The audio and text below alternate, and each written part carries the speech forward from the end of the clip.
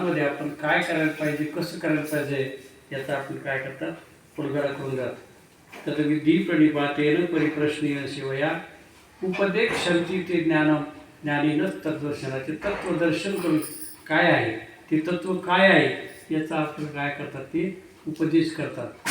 तर त्यासाठी आपल्याला काय करावं लागतं तर माऊली म्हणतात तन मन धन त्या श्रीकृष्ण चरणी आपल्या अर्पण करा. तनु मनो जीवे चरणाशी लागावे आणि अगरवता करावे दास्य सकल. आणि त्यासाठी मात्र आपलं तन म्हणजे आपलं शरीर, मन, आपलं मन आणि धन हे तिन्ही आपल्या त्या श्रीगुरूच्या चरणी अर्पण करावं लागतात. म्हणजे तनानं मनानं आणि धनानं श्रीगुरूची शरणागती करावं लागत असते. आणि श्रीगुरूची शरणागती केली मग ते श्रीगुरू आपल्याला उपदेश करत असतात.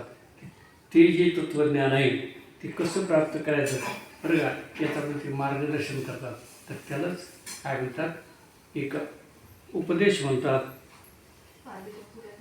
आणि तो उपदेश श्रीगुरूच्या मुखातून आपण श्रवण केला आणि श्रीगुरू सांगतील त्याप्रमाणे जर आपण असं वागलो तर निश्चितपणे आपण आपल्या मूळच्या स्थितीला प्राप्त होऊ. आणि परमार्थ करायचं म्हणजे काय करायचं की आपण कोण आहोत, कुठून आलो आणि कशा करता आलो या 3 प्रश्नाचा उलगडा करून गेलो म्हणजे परमार्थ आहे. आणि तो परमार्थ म्हणजे उलगडा कसा करून घ्यायचा, परमार्थ कसा करायचा हे श्रीगुरू मार्गदर्शन